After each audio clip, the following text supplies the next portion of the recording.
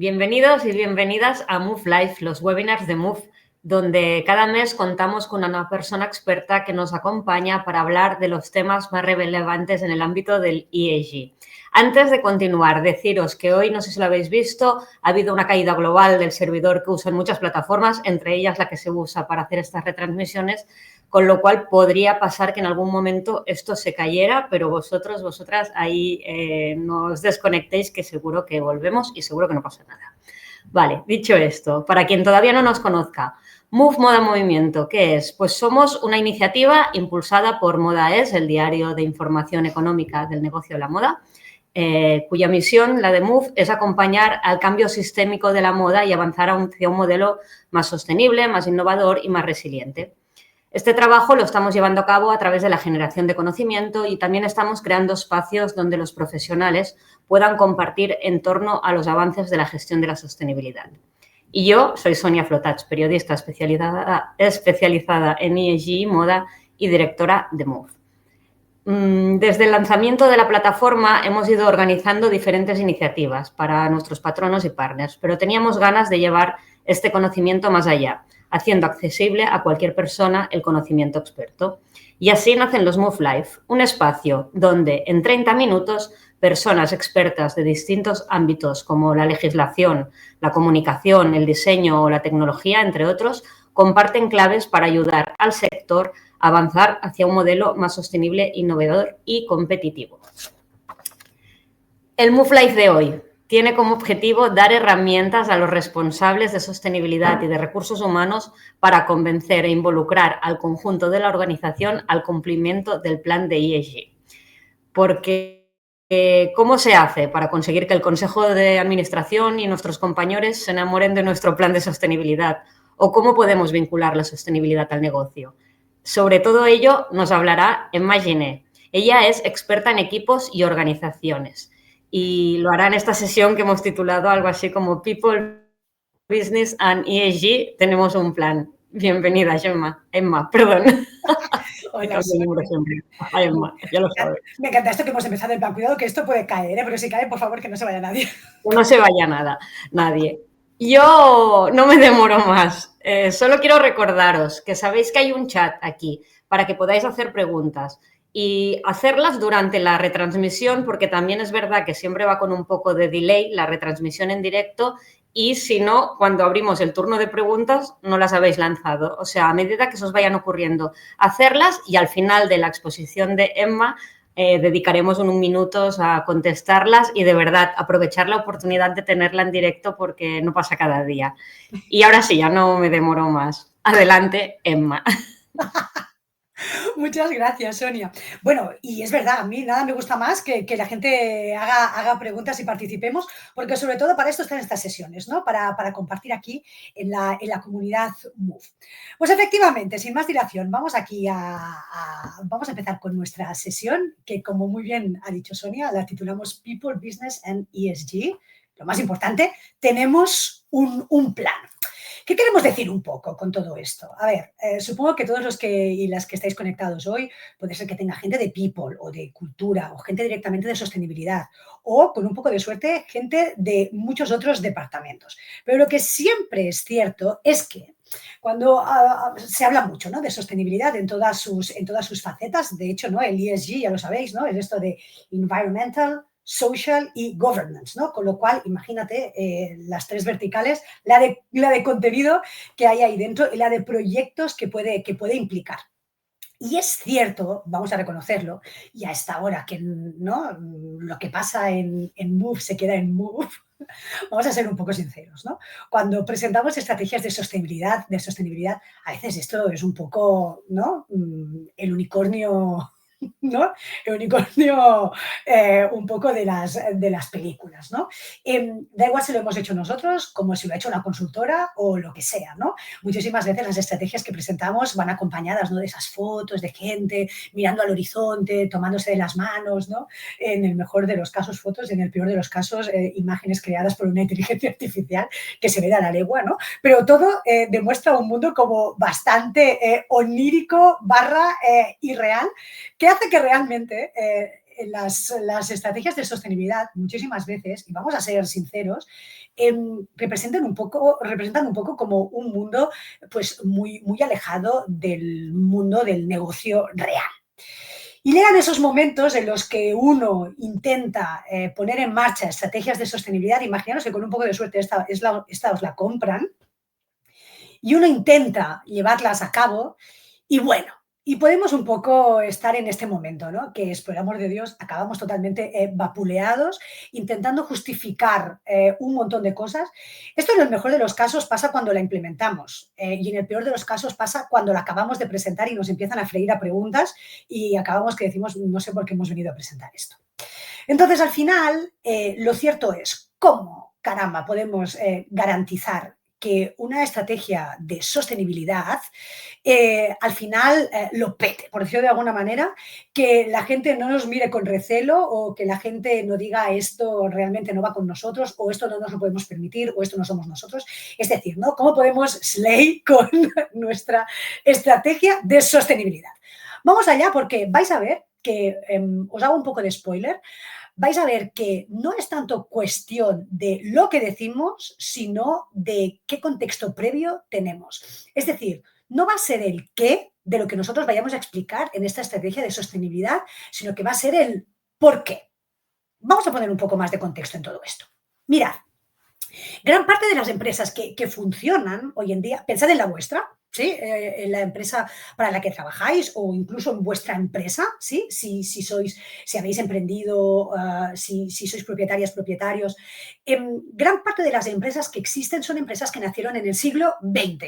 Es cierto que evidentemente podemos encontrarnos empresas que han nacido antes, ¿eh? Sin ir más lejos, el otro día estaba con una persona que trabajaba en el Hospital de Sant Pau en Barcelona y me decía que el Hospital de Sant Pau nació en el 1600 y pico. Vale, sí, desde luego, ¿no? Y hay empresas que nacieron en el 19. Pero, resumiendo, gran parte de las empresas nacieron en el siglo XX. Y el siglo XX estaba regido por un modelo que era el modelo de sociedad productiva. Es normal que si una empresa nace en el siglo XX, digamos, la narrativa y el ADN del siglo XX, del modelo productivo, sigue todavía muy anclado, incrustado dentro de las maneras de hacer y de los procesos y de las narrativas y de las dinámicas de las organizaciones. Cuando esto lo cuento a startups, las startups me dicen, bueno, pero nosotros nacimos en el 2020. Y yo les digo, bueno, ya, seguro, pero gran parte de vuestros inversores seguramente nacieron en el 20. Así que es muy difícil escaparse de esta narrativa de sociedad productiva o del modelo productivo del siglo XX, donde el modelo de valor de toda organización estaba centrada, o la cadena de valor de toda organización estaba centrada en producto, producto, producto. Es decir, sí, todo el mundo podía decir que el cliente era lo más importante, pero mirabas cómo estaba organizada la estructura de la empresa y el producto era lo central. ¿Y el producto en qué se basaba? ¿No? Pues en comprar lo más barato posible la materia prima para venderla al precio más alto posible y obtener el mayor margen. Y por el medio ir optimizando, optimizando, optimizando. Y me vais a decir muchos de vosotros, bueno, es que las empresas todavía funcionan así. Sí, pero, ¿no? Yes, but. Vamos a ver qué significa todo esto. Evidentemente, esta narrativa, este modelo productivo del siglo XX, crea organizaciones cuyas cuentas de resultados están centradas en KPIs de producto y de finanzas. Si ahora mismo abrimos una cuenta de resultados de cualquier organización, la mayor parte de ellas, ¿no? Tienen cuentas de resultados basadas sobre todo en indicadores, sobre todo financieros, ¿sí? Márgenes, costes, rentabilidades, productividades, etcétera, etcétera, ¿no? Facturación, sobre todo. Y claro, es curioso, ¿no? Porque en un momento como en el que ahora mismo estamos, quizá en el siglo XX sí que las ventas y los márgenes eran un objetivo. Pero es que hoy en día, y vais a ver por qué, las facturaciones ya no son un objetivo, son una consecuencia. ¿Qué quiere decir esto? Vamos a pensar en un dato interesante como, por ejemplo, la reputación. No sé hasta qué punto la reputación en vuestras organizaciones es interesante o es importante o es relevante. Con todos los clientes con los que yo trabajo habitualmente, digamos que uno de los principales focos de las áreas de comunicación es, ostras, cómo tenemos montada una narrativa o cómo tenemos montado un gabinete de crisis en caso de que salte un problema reputacional de alguna manera, ¿no? Claro, Es cierto que estamos en un momento donde la reputación, por ejemplo, es un dato importantísimo o es un concepto importantísimo y muy relevante. Hoy en día, ¿qué va adelante? ¿Qué va por delante? ¿La reputación o las ventas? ¿Las reviews o las ventas? ¿La prescripción o las ventas? Sin duda, estamos en el momento de la sociedad de la prescripción, donde el 92% de compras que se hacen porque alguien te ha recomendado esta marca. De modo que la reputación es un concepto esencial. Pero si yo abro una cuenta de resultados, ¿dónde está la reputación? Pues no está, porque a priori no se considera como un dato financiero, pero en cambio los datos financieros dependen en un gran paso, ¿no? En una gran medida de todos estos. De la misma manera, podríamos estar hablando de indicadores vinculados a comunidad, impacto medioambiental, es decir, toda una serie de indicadores, un ecosistema de indicadores que están considerados los nuevos indicadores vinculados a la nueva manera de entender la economía, no una flipada de unicornios, sino la economía. Y la nueva economía, en realidad, está basada en entorno, medio ambiente, y muy importante también, en personas. Pero cuando hablamos de personas, no hablamos de personas, de nuevo, como si esto fuese un anuncio, ¿no? Y la gente se cogiese de la mano y tocase la guitarra, sino que al final pensamos que toda empresa vende sus productos y servicios a un cliente externo, que son personas, y para vender y desarrollar y poner en marcha todo este producto, tú vas a necesitar un cliente interno, que son personas también. Y no solo eso, sino que es algo que no vamos a extendernos en esto, pero hoy en día todos somos conscientes de la importancia del dato y las empresas que más lo petan, ¿no? Que más dominan el mercado son las que saben trabajar mejor con el dato. El dato está vinculado con la información y la información procede de las personas. Con lo cual las personas no son un elemento romántico, sino que son un elemento económico en el panorama actual. Así pues, cuando hablamos en el siglo XXI del modelo, el modelo económico está realmente fundado o basado en dos grandes elementos o actores que serían, por un lado, la comunidad, es decir, las personas, y por otro lado, el medio ambiente. Claro, evidentemente, en este marco y en este escenario, estos indicadores de los que hablábamos, como reputación, contribución a la comunidad, impacto medioambiental y toda una serie de datos súper relevantes, que podemos extendernos en esto después en las preguntas, se convierten en los KPIs definitivos para aquellas marcas que quieren ser verdaderamente relevantes. ¿Qué quiere decir esto? Que actualmente una marca decide si quiere estar en la narrativa del siglo XX, es decir, producto y margen, o si quiere estar en una narrativa del siglo XXI, medio ambiente y personas.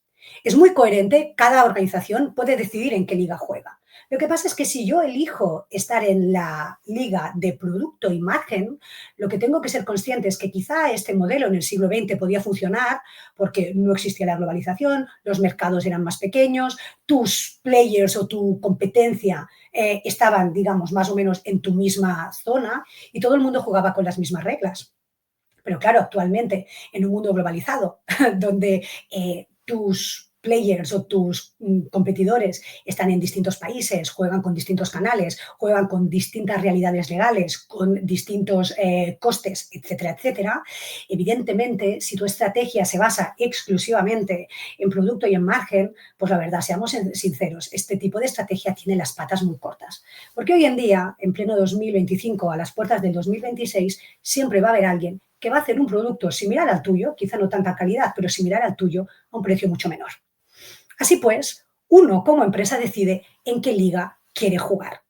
Claro, yo asumo que todo el mundo que está aquí conectado quiere tener una empresa relevante. Con lo cual voy a asumir que todo el mundo que está aquí conectado está en la película, ¿no? En la película siglo XXI, es decir, comunidad y medio ambiente. Este es el punto de partida que nos lleva a poner un poco de contexto a nuestra estrategia de ESG. Es decir, una estrategia de ESG en un mundo de márgenes no va a tener mucho sentido, pero esta empresa realmente no sé cuántos años más puede durar en un mundo como el actual. Una estrategia siglo XXI va a tener todo el sentido, vamos a ver un poco esta estrategia, cómo podemos aterrizarla, con qué herramienta podemos aterrizarla para que todavía sea mucho más fácil hacer la venta de esta estrategia de ESG cuando llegue el momento de hacerla a alguien que puede ser, de entrada, puede ser reticente a abrazar este modelo. Y para hacer estrategias, para mí no hay mejor herramienta, y además gratuita, que esto es muy sostenible, que esta que veis aquí, el Canvas Business Model. Seguramente muchos de vosotros conocéis esta herramienta, muchos de vosotros puede ser que la hayáis estudiado, pero no la hayáis utilizado todavía, o no vinculado a formular estrategias. Vamos a ver un poco el contexto. Porque lo que sí es cierto que veo muchas veces es que cuando planteamos una estrategia de sostenibilidad o estrategias en general, nos perdemos en PowerPoints, ¿no? O en keynotes muy extensos, queremos ser muy detallados y la verdad es que vamos a ser realistas. La persona que nos está escuchando, su cerebro reptiliano, que es el que realmente, ¿no?, decide si escuchamos o no escuchamos, tiene un lapso de atención muy, muy corto y normalmente a la diapo 3, pues la gente ya ha desconectado, se ha perdido. ¿Qué modelo podemos utilizar que nos ayude a conceptualizar, sobre todo, y a ser muy directos con nuestra narrativa en la estrategia de sostenibilidad? El Canvas nos funciona perfectamente. Para aquellos que no estén familiarizados con el Canvas no confundir con Canva, esta herramienta prodigiosa que utilizamos para hacer temas gráficos. Esto es el Canvas, con ese al final, Canvas Business Model o Business Model Canvas. Voy a hablar de la original, aunque hay muchas versiones del Canvas después. Es una herramienta que no es nueva, la crea en el año 2009 un suizo, un economista suizo llamado Alexander Osterwalder, y la crea en un contexto muy interesante. Hasta antes del 2009, cuando yo quería abrir una empresa, o cualquiera quería abrir una empresa, tenía que crear pues, su business case, ¿no?, o su dossier con sus benchmarks, sus estudios financieros, etcétera, etcétera, ¿no? Lo cual significaba que uno podía pasarse meses preparando este dossier antes de abrir su empresa. En el 2009 pasa algo interesante. El mundo empieza a estar ya muy revolucionado. Es el post-2008, ¿sí? Post-Lehman Brothers y todo lo que esto significa a nivel orden mundial. Y coincide con el momento que es el inicio del movimiento startup. Se empiezan a abrir empresas como setas, por decirlo de alguna manera. Y si yo, para preparar una empresa, ¿no?, o para prepararme para abrir una empresa, me tengo que pasar meses, lo lógico o lo más probable es que cuando yo esté preparada para abrir, existan ya 5 o 6 startups que operan con mi misma con mi misma propuesta de valor. Perdón. Con lo cual, era obligado encontrar un modelo más ágil, más ligero, pero coherente, que nos permitiese abrir negocios con sentido, ¿no?, y con coherencia y con consistencia. Y así, Alexander Osterwalder crea el Canvas Business Model. El Canvas Business Model es esto que veis aquí. Es un simple formato, es un one-pager, no es nada más y nada menos que esto. Ahora vamos a pasearnos por el Canvas, ¿sí? Pero como veis, es un modelo que está basado en 9 ejes: propuesta de valor, clientes, socios clave, relación con cliente, canales, actividades clave, recursos clave, estructura de costes y fuente de ingresos. Y inicialmente estaba planteado para ser, como dice el nombre, un modelo de creación de negocio. Pero si lo pensamos fríamente, ¿qué diferencia hay entre crear un negocio y crear una estrategia? O crear un proyecto, o rebrandear un proyecto, o incluso un producto, o un departamento, o incluso un rol, una posición, ¿sí?, en una organización. En realidad no existe ninguna diferencia porque todo es crear elementos de cero. Por eso, el Canvas Business Model es una herramienta muy poderosa y muy útil que nos va a ayudar a conceptualizar, sobre todo a conceptualizar nuestra estrategia de ESG y sobre todo conceptualizarla siendo consciente de qué quiero conseguir y, muy importante, cuál es el porqué de esta estrategia. ¿Qué va a ser la primera pregunta que vamos a tener que plantearnos? Si me lo permitís, os voy a pasear por el Canvas un poco con el orden que os recomiendo para rellenarlo. Existen varias maneras y varios caminos y, con vuestro permiso, yo voy a compartir con vosotros el que sigo yo siempre y el que recomiendo siempre seguir. Como veis, quedaros con, al final, os hago spoiler, al final tendréis una chuleta con todo y evidentemente el equipo Move Modaes va a estar compartiendo con vosotros esta presentación, pero ahora mismo os voy a guiar según un determinado orden. ¿Por dónde vamos a empezar nuestro Canvas? Pues vamos a empezar por aquí, por el centro. Vamos a empezar por la propuesta de valor. Es decir, vamos a empezar por el por qué de esta estrategia.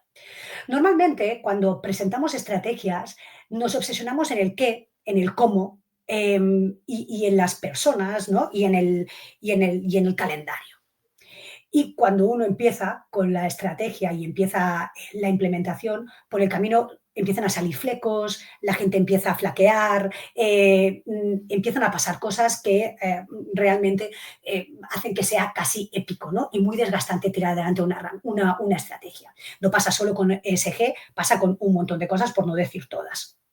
De hecho, os diría que el 87,5% de los proyectos en general se conceptualizan sin tener en cuenta el porqué, es decir, sin tener en cuenta la propuesta de valor. Una herencia del siglo XX es que pensamos en proyectos y estrategias como una lista de tareas y de actividades, pero no nos planteamos el porqué de esto. Nos lanzamos a realizarlas y entonces por el camino pues, aparecen los problemas y las inconsistencias. Así pues, mi consejo siempre es empezar conceptualizando una estrategia por su propuesta de valor. La propuesta de valor son 3 preguntas. La primera, ¿cuál es el porqué de esta estrategia? O dicho de otra manera, ¿cuál es la contribución que este proyecto que vais a presentar representa para el negocio? Normalmente tendemos a hablar de estas estrategias, pero nos olvidamos de decir qué impacto va a tener esto en negocio, ¿no? Y yo siempre digo que la primera frase, la frase que resume el porqué de este proyecto, tiene que sonar así. Cuidado que esto suena un poco de risa, pero no sé explicarlo de otra manera. Tiene que ser una frase que suene así. Na, na, na, na, na, na, na, na, na, na, na, para conseguir que... Na, na, na, na, na, na, na, na, na, na. Y para conseguir que na, na, na, na, na, na, na, na, tiene que encajar con la estrategia esencial global que tiene vuestra empresa ahora mismo. Porque si quien nos escucha no asocia nuestra estrategia de sostenibilidad a la estrategia global final y lo que busca la estrategia final global de la organización, difícilmente va a conectar el radar. Con lo cual ahí tenemos el tema. Primera frase, ¿no? Y es una frase, mucho cuidado, que nos va a costar encontrar, porque si hacer un Canvas, más o menos, os estaréis una horita y media, os digo que en la mitad del tiempo estaréis detenidos, os habréis detenido, estaréis como estancados en este momento, porque normalmente no estamos acostumbrados a pensar en los proyectos pensando primero en su porqué, pensando primero en su propuesta de valor. Una vez tenemos esta frase, muy importante, le pondremos nombre al proyecto. No lo vamos a llamar proyecto de ESG o estrategia de ESG, por el amor de Dios, un poco de sexiness, ¿no? Le pondremos un nombre que realmente atraiga la atención y además le pondremos un eslogan o un hashtag, porque al final una cosa sin hashtag es como un jardín sin flores. Así pues, tenemos primero, ¿no?, una frase potente que representa la propuesta de valor y que representa el porqué, un nombre de proyecto para hacerlo verdaderamente catchy y, evidentemente, un eslogan y hashtag que irá acompañando, ¿no?, como, como un caballo de Troya a todo lo que nosotros vayamos a hacer a nivel comunicación interna. Bien, ya tenemos esta primera parte. Vamos a por la segunda. ¿Sí? La segunda son los clientes. Y cuando hablo de clientes, no hablo de la gente que compra nuestros productos y servicios. No, voy a hablar de sobre quién impacta directamente este proyecto. ¿Quiénes son los clientes internos de este proyecto? Dicho de otra manera, dentro de la organización, si mi proyecto sale bien, ¿quién sale beneficiado? Y si mi proyecto sale mal, ¿quién pringa? ¿Sí? Si me permitís la expresión. Así pues, ahí va. Clientes. El tercer punto, y veréis que una vez la propuesta de valor está clara, el resto os va a salir súper rápido. El siguiente punto, socios clave. Es decir, ¿quién nos ayuda para que este proyecto sea posible? Porque nos da el budget, o porque nos hace la campaña, o porque nos ayuda a nivel formativo, o porque nos ayuda a nivel institucional. Socios clave puede ser una persona o un departamento, interno o externo. Puede ser incluso una institución, ¿sí? Así pues, aquí es tener en cuenta quiénes son esas personas que nos ayudan a hacer que las cosas pasen. Vamos al cuarto. El cuarto es muy simple, pero definitivo, ya veréis por qué. Durante este proyecto, bueno, el cuarto es relación con el cliente. Y dice, durante este proyecto, ¿cómo me relaciono con mi cliente? ¿Es una relación online, como la que tenemos vosotros y yo ahora mismo? ¿O es una relación offline, presencial? ¿O es de las dos? ¿Es una relación one-to-one? Es decir, privada, digamos, individual, o es una relación one to many, como la que tenemos vosotros y yo ahora mismo, o es de las dos. Y me vais a decir, Emma, ¿y por qué es importante todo esto? Pues vais a ver. Vamos al punto número 5, que son los canales. Los canales son las plataformas que voy a estar utilizando para relacionarme con mis clientes durante este proyecto. Día a día lo que yo veo en mis clientes es que uno de las fuentes de las mayores disfunciones de las organizaciones es la poca claridad en canales. La gente ya no sabe por dónde le vienen las cosas. Si le vienen por Teams, si le vienen por chat, si le vienen por WhatsApp, si le vienen por mail, si es una llamada espontánea, si le vienen por su intranet, si le vienen por un Yammer o por cualquier plataforma interna. Y eso crea muchísimas disfunciones. Si yo tengo muy claro qué tipo de relación tengo yo con el cliente, que era el punto 4, voy a tener muy claro cuáles van a ser los canales y los voy a dejar muy claros, muy definidos, porque no tener claridad en canales quita potencia a mi estrategia y sobre todo a mi ejecución de la estrategia de ESG. No solo la estrategia de sostenibilidad, cualquier estrategia, pero aquí nos centramos en sostenibilidad. ¿Sí, familia? Genial. Vámonos al 6. Ahora sí, actividades clave. Es decir, ¿cuáles son las actividades clave relacionadas con este proyecto? Ahora sí hablaremos del qué, ¿sí? Pero fijaros, lo que antes era nuestra prioridad cuando dibujábamos una estrategia, ahora no llegamos ahí hasta el punto número 6 cuando hemos tenido en cuenta un montón de otras cosas. ¿Cuáles son las actividades clave? ¿Qué necesitamos hacer para que este proyecto se convierta en realidad? ¿Cómo implicamos en ellas al cliente del proyecto? ¿Sí?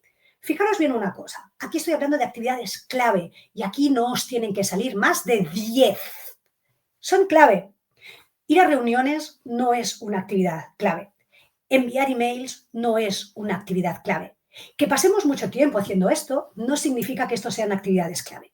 Y muchísima atención, nuestro tiempo es un recurso precioso y sobre todo el tiempo real, ¿sí? El real time. Si estamos utilizando mucho tiempo en actividades que no son clave, es decir, que no están relacionadas con la propuesta de valor de mi proyecto, evidentemente estoy malgastando un recurso que es el tiempo y en muy poco tiempo voy a empezar a estar generando disfunciones porque estoy dedicando recursos a cosas que no van a ser relevantes y que por lo tanto no me van a ayudar a conseguir la propuesta de valor que a mí me interesa, ¿sí? Así que mucha atención, tengamos muy claras cuáles van a ser las actividades clave, insisto, relacionadas con la propuesta de valor de nuestro proyecto. Avancemos. Venga, va, que ya queda poquito. Punto 7, recursos clave. Es decir, de estas actividades clave que hemos puesto en el bloque 6, ¿qué recursos tangibles e intangibles vamos a necesitar para que estas actividades clave que hemos mencionado en el bloque 6 sucedan, pasen? Cuando hablamos de recursos tangibles e intangibles, puede ser de todo. Puede ser el tiempo, que estábamos hablando de esto, puede ser un software, puede ser una licencia, puede ser una formación, puede ser un equipamiento, pueden ser un montón de cosas. Puede ser incluso una plataforma, por ejemplo, Teams o StreamYard en este caso, o Zoom, para nosotros puede ser un canal y a la vez va a ser un recurso clave, ¿sí? Con lo cual, algunos textos o conceptos pueden estar repetidos en algunos bloques. Muchísima atención al tiempo. El tiempo nadie lo mide y si lo pensamos fríamente, muchos de nosotros estamos inmersos en 6, 7 proyectos y si analizásemos el tiempo, veríamos que es matemáticamente imposible estar en todos. Así que seamos muy conscientes con el uso y sobre todo, ¿no?, el valor del tiempo. Y una vez tenemos el 7, nos vamos al 8, que es la estructura de costes. Dicho de otra manera, ¿qué recursos clave generan un coste extra? En recursos clave hemos estado poniendo toda una serie de conceptos y puede ser que muchos de esos conceptos sean conceptos que ya existen en la empresa. ¿Sí? Por ejemplo, hablábamos de Teams, ¿no? De Microsoft Teams, que seguro que muchos de vosotros en vuestras empresas utilizáis Microsoft Teams. Microsoft Teams es un recurso clave, ¿sí? Pero Microsoft Teams no va a ser un coste extra que yo voy a tener que prever para mi estrategia de ESG, porque ya está. Y me vais a decir, bueno, pero todo tiene un coste. Sí, claro, pero yo no voy a contratar Teams aposta para mi estrategia. Teams ya existe, ¿sí? Con lo cual, Teams como concepto no aparece en estructura de costes. Si a lo mejor tengo que contratar una formación específica para sostenibilidad, esa formación si no la tengo ya in-house o ya no está, o no forma parte del día a día de mi plan de formación, entonces sí que aparecerá aquí en estructura de costes porque es algo extra que aparece. En estructura de costes no voy a poner importes, porque esto sería hacer un presupuesto, hacer un budget, pero sí lo voy a mencionar, ¿sí? Y de esta manera, evidentemente, luego me será más fácil hacer este budget. Os doy un consejo. Cuanto más ligera sea la estructura de costes, mucho mejor para vosotros, ¿sí? Porque evidentemente va a ser mucho más fácil convencer de algo que tiene un coste muy ligero que de algo que tiene un coste elevado. Muchísimas veces, si levantamos la cabeza y vemos la cantidad de recursos y la cantidad de elementos que hay gratuitos, incluso conocimiento in-house, os sorprendería y realmente os ayudaría muchísimo, os facilitaría muchísimo desde esta perspectiva de estructura de costes. Y vámonos ya a la última, ¿sí? Que es fuente de ingresos. Es decir, ¿cómo medimos que estamos teniendo el resultado esperado? Mucha atención porque cuando hablamos de fuente de ingresos, los ingresos no es solo facturación o no es solo ventas. Hay ingresos cualitativos e ingresos cuantitativos. Una bonificación puede ser un ingreso. Mejorar la reputación puede ser un ingreso. Es decir, aquí lo que es muy interesante es que nos busquemos un máximo de 5, no más de 5 KPIs que estén 100% relacionados con vuestra propuesta de valor, la que habéis mencionado en el bloque 1, y así cerráis el círculo de manera totalmente coherente. Buscaros KPIs que sean fáciles de obtener, que sean baratos de obtener, que no tengáis que esperar un año, porque si no, no tiene ningún sentido. ¿Sí? Buscaros KPIs que a vosotros realmente os ayuden para ir monitoreando cómo va evolucionando vuestra estrategia y de esta manera poder irla iterando si es necesario. Y con esto, como veis, tenemos ya nuestro plan ideado.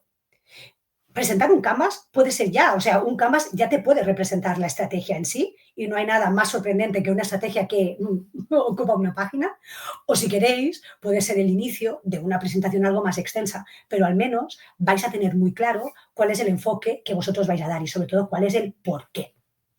Para cerrar y pasar a las preguntas. Estamos en un momento fascinante donde, bueno, es cierto que el mundo está muy revuelto, sí, claro, y existe como un poco esta narrativa de, ay, el futuro pasará esto y sucederá esto y los forecasts y el futuro de no sé qué. A mí me da mucha risa todo esto porque en realidad el futuro no existe. ¿Sí? Por más que mucha gente, y ahora al final de año, ¿no? Todo el mundo empezará a escribir las predicciones de no sé qué.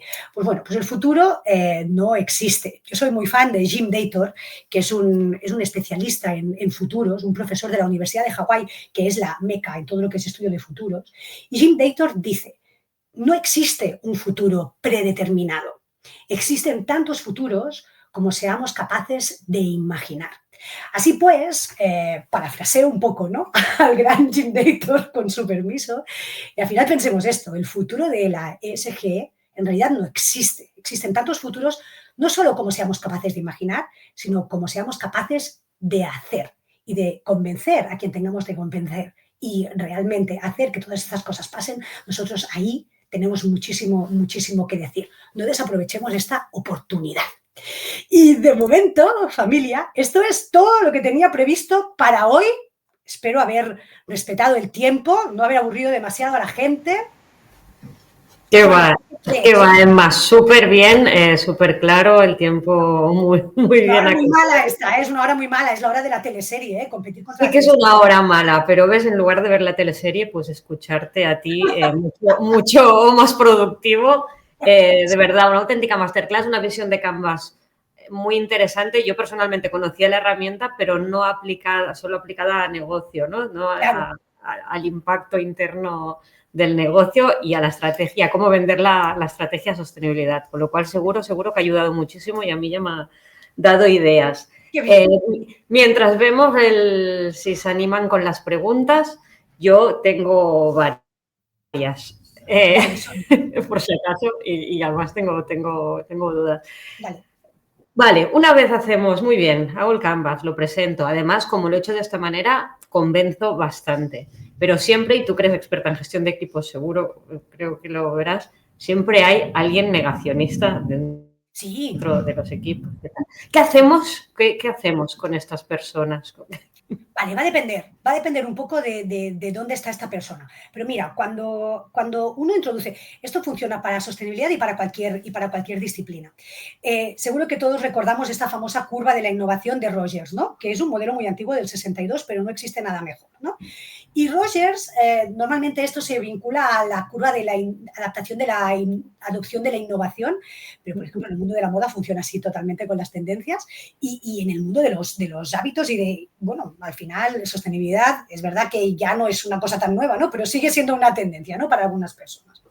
Claro, ¿qué nos dice Rogers? Rogers nos dice que siempre hay un porcentaje, ¿no? Hay los trendsetters, ¿no? La gente que lanza la innovación, que es un 2,5, un porcentaje muy pequeño. Luego están los early adopters, la gente que primero se sube al carro, que creo que es un 12,5%, un 13,5%. Perfecto. Entre estos dos ya tienes un 16%, que no está mal. ¿Sí? De los early adopters paso a la primera mayoría, al primer mainstream, que es un 34% de la gente, con lo cual con esto ya tienes la mitad. ¿Sí? Cuando ya tienes a la mitad de la gente subida al carro de esta cosa que ya es como ya muy normal, viene la segunda mayoría, sí, que es otro 34%. Pero claro, siempre, siempre, siempre vas a tener rezagados, que son un 16%, si no me equivoco, que no está mal, ¿no? El porcentaje, es, no sé, sí, si te estoy diciendo de memoria, creo que es un 16%, un 13%, 16%. Entonces, ¿qué sucede? En esto de la sostenibilidad, como en tantas y tantas cosas, siempre te vas a encontrar rezagados y haters. Siempre. Siempre. Entonces, ¿qué es esencial? Lo que es esencial es saber identificar rápidamente quién es la gente que se sube al carro. Para asegurarte que se sube al carro el máximo de gente posible, tú tienes que estarte buscando en tu estrategia y cuando piensas en el por qué, tienes que estar conociendo muy bien quién es la audiencia a quien tú quieres venderle esta estrategia y conocer sus motivaciones, desde luego, y conocer sus necesidades, sobre todo pensando en el impacto final en el negocio. ¿Sí? Entonces, es muy importante que articulemos esto para que al menos la mayoría estén subidos al carro o la mayoría de gente que toma decisiones estén subidas al carro. Y a lo mejor, bueno, asumamos que hay ese porcentaje de haters. Vale, asumámoslo. Pero lo que es interesante es que un 80%, ¿no? O quizá algo más de un 80% de la gente los tengamos subidos al carro, desde luego. Exacto. Genial, sí, se me ocurren exacto. A veces que son personas clave en la organización y dices, ostras. Haters gonna hate. Y esto es una realidad. Entonces, bueno, lo que es importante, imagínate que a lo mejor es alguien que es súper, súper, súper clave y que a lo mejor es alguien, yo qué sé, la dirección financiera. Vale, pues entonces te tienes que asegurar que las otras direcciones están por la labor, que sus peers están por la labor. Vale, genial. ¿Es esto manipulación? No lo sé. Pero bueno, al final es salirse con la que uno... Bueno, pues que además es que es un bien para la organización, vamos. Exacto, sí, sí, eso lo tenemos clarísimo, pero exactamente esto convencerlos. Y luego pensaba, hablabas de los KPIs, de los KPIs que en algún momento has mencionado, ¿no? De quizás vincularlos a incentivos económicos. Yo tenía hasta este tema. ¿Es recomendable, no recomendable? ¿Por qué no? ¿Por qué no? Todo esto va a depender un poco de la naturaleza de la organización y del tipo de personas que trabajan en ellas. Lo que sí es cierto es que, mira, el otro día leía un informe del British Business Bank que decía que ahora mismo ya, y es un dato muy interesante, que el 48% de empresas que se dedican a la inversión están buscando invertir en proyectos vinculados a ESG. Lo cual es súper interesante y tenemos que aprovechar esta ola, porque normalmente los entornos de inversión acostumbran a ser bastante siglo XX, reconozcámoslo. Entonces, pensar, ¿no? Un poco de vinculamos esto a bonus o no, a incentivos o no, va a depender de cómo sea la organización, cómo sea su gente. ¿Por qué no? ¿Por qué no si es algo que puede resonar a las personas?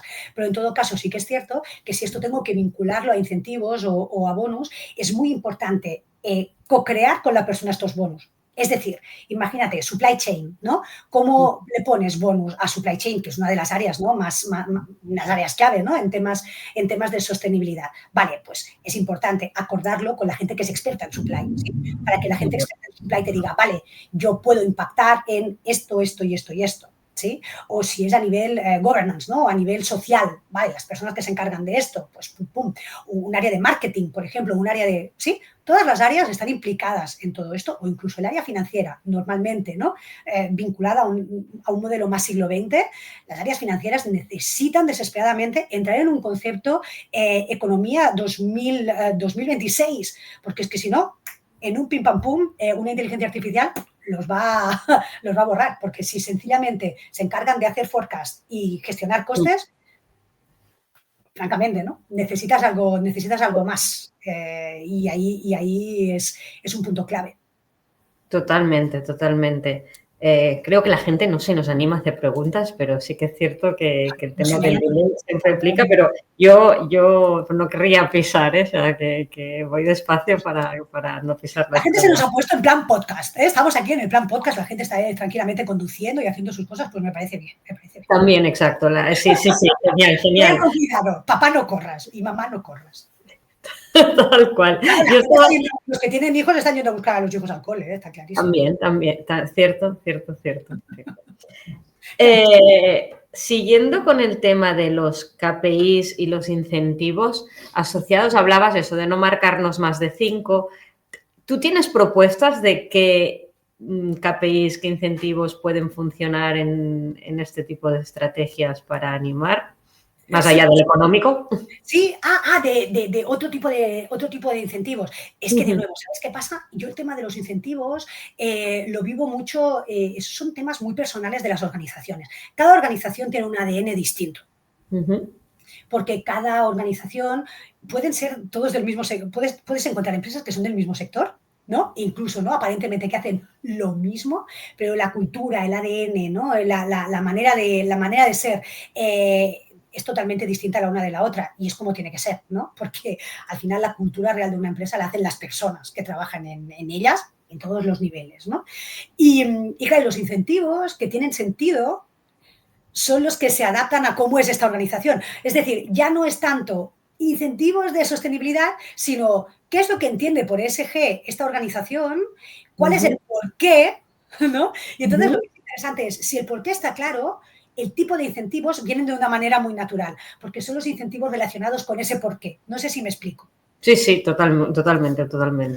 ¿Sí? Pero bueno, oye, de todos modos, nosotros aquí encantados, yo qué sé, a través de vosotros o a través de LinkedIn, que nos pueden encontrar fácilmente, quien está conectado, nos puede soltar preguntas más concretas y explicarme casos más concretos. Y yo encantada les doy 2 o 3 ideas sin ningún tipo de problema, vamos, que compartir es vivir. Súper, qué bien, claro.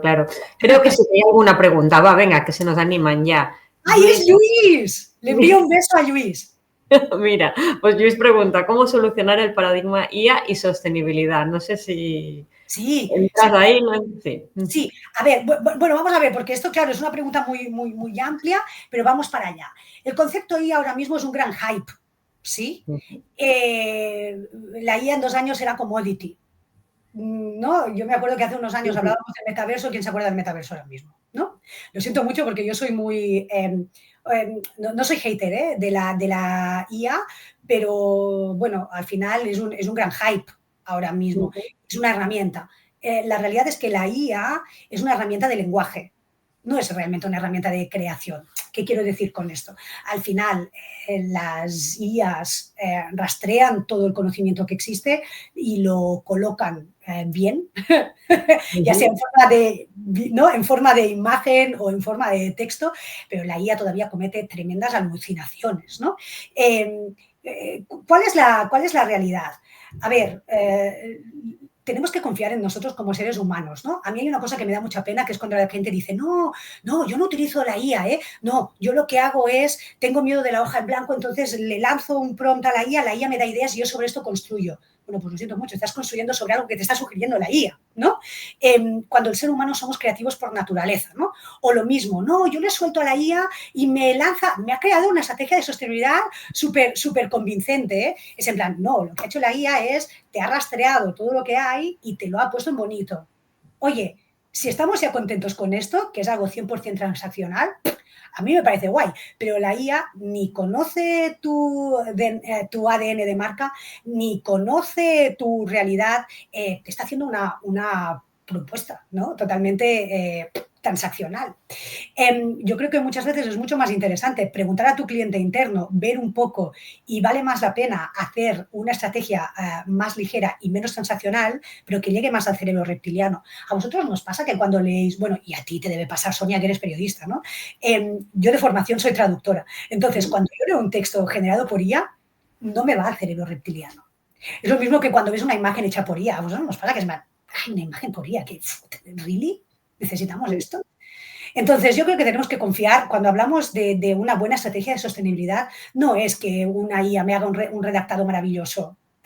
Se trata de que yo conozca muy bien a mi organización y mi cliente interno. Y yo me lance a esto. Sí, sí. Confiemos en nosotros, por el amor de Dios. Exacto, y sobre todo en temas de creatividad, de pensar, de creatividad. Sí que es cierto que seguramente temas más de procesos nos puede ayudar y eso es lo que dices, un commodity, una herramienta es súper bien. Totalmente. Mira, me decía Pau Aleikum, que es un gran experto en IA, la IA sirve para que los humanos deleguemos el proceso y nos centremos en lo importante. Entonces, claro, al final, oye, estar redactando procesos, no sé qué, pues son cosas totalmente transaccionales, ¿no? Pero hacer estrategias, por el amor de Dios, disfrutemos de esto, ¿no? Exacto, sí, que las que nos gusta disfrutar. Todo el rato, ¿no? Yo. Exacto, para crear. Oye, y ya saliendo, que sé que estaba muy pesada yo con el tema KPIs y incentivos, pero es un tema que me ocupa y me preocupa porque lo veo clave y veo que el responsable de sostenibilidad viene con esto. Pero más allá de ahí, siendo tú experta en equipos, en gestión de equipos, ¿cómo nos podemos construir? ¿Cómo una persona encargada de la sostenibilidad se puede construir o algún tip, su equipo interno? Sí. Viviendo, porque normalmente además no tiene equipos o poco equipo o tal, tiene que vivir de los otros departamentos y además es algo muy transversal. ¿Cómo hacemos para construirnos equipo? Esta pregunta es muy buena. Al final, yo para construirme mi equipo, yo necesito saber quiénes son mis fans. Y para saber quiénes son mis fans, tengo que conocer a la gente. Entonces, yo no voy a construir equipo enviando encuestas de awareness de sostenibilidad, ni nada, ni desde detrás de mi pantalla. Yo tengo que levantarme y tengo que ir ahí donde está mi cliente interno o donde yo quiero picar piedra. ¿Y dónde quiero picar piedra? Quiero picar piedra en todos los lados. Quiero picar piedra en estrategia, pero quiero y necesito picar piedra en táctica, middle management. Y necesito desesperadamente picar piedra en operativa, en el primer nivel, ¿no? En la primera entrada, ¿no? Que es precisamente donde mi estrategia tendrá lugar, es donde pasará, ¿no? Y si yo no conozco muy bien cuál es mi primera línea, le podemos llamar negocio, le podemos llamar lo que sea, ¿no? Pero si yo no conozco muy bien cuál es mi primera línea y cómo esto también puede ayudarles a ellos y cómo yo la puedo articular de la mejor manera para que sea amigable para esta primera línea, es que si no los conozco, entonces va a ser imposible. Entonces, yo lo que siempre voy a recomendar es, hey, haced un momento un poco National Geographic, pasaros una semanita ¿no? pateando físicamente vuestra empresa, buscando aliados, ir a la cafetería, el baño, estos sitios informales, ¿sí? Y buscad ahí gente que tenga ganas de subirse al carro, porque hay mucha gente que tiene ganas de subirse al carro. Y cuando tú encuentras esta gente, fijaros, es muy importante que sea gente muy diversa. Cuanto más diverso es el equipo, o el equipo que te acompaña, digamos, o tu grupillo, ¿no? Tu ecosistema o tu comunidad, cuanto más diverso, mejor. Necesitas gente que sea de distintos niveles, no solo managers, o no solo gente de Transformation Office, no. Necesitas gente de todo, de front, de back, de todo. Necesitas gente diversa en generaciones. Necesitas gente diversa, evidentemente, en género y en todo, ¿no? Necesitas gente diversa en antigüedad de la empresa, ¿sí? Y necesitas gente que sea desde un operario o operaria hasta, yo qué sé, quien te hace la web, ¿sí? Porque al final es algo transversal. Si tú no conoces a tu cliente interno, es imposible que realmente tu movida cale. Súper claro, Emma. Oye, muchísimas gracias. Yo ahora lo que tengo ganas es casi de ponerme a hacer mi canvas. Venga. Ahora cuando acabamos de esto, abrimos otro y hacemos el canvas ahí en un momento. Y cada una con su canvas. Muchísimas gracias por tu tiempo. Faltaría más, a vosotros por invitarme y a Luis por preguntar. Exacto, y sí, no, y seguro que llegarán preguntas, ya te digo, con delay, pero bueno, las dejamos ahí, te las hacemos llegar y en la Exacto. medida de lo posible, pues las acabamos de contestar porque Será un placer, será un placer. es un tema que da mucho que pensar. Bueno, muchas gracias, Emma, por tu Gracias a participación vosotros y un y beso. ¡Mua! nos vemos pronto. Y nada, a las que estáis por aquí, a los que estáis por aquí, recordar que este webinar, como todos los otros, quedan grabados en LinkedIn y en la página web de Move, modaenmovimiento.com, que además ahí encontraréis muchísima más información del proyecto y información de valor para trabajar en esta transformación del negocio de la moda. Y antes de iros, nada, apuntaros la última fecha del Move Live, que la tengo aquí, será el martes 16 de diciembre, y reflexionamos Life algo especial porque reflexionaremos acerca de qué papel ocupará la sostenibilidad en la agenda del negocio de la moda este próximo año, este 2026, y para que trabajéis en vuestra estrategia. Y eso, qué temas serán claves, cuáles quizás pasarán a segundo plano y tal. Para ello, pues en esta ocasión seré yo misma la que os daré estos tips con toda la información que he ido recogiendo y recopilando durante todo este año. Y nada, ahora sí, muchas gracias a todos y a todas y nos vemos en la próxima sección. Hasta luego.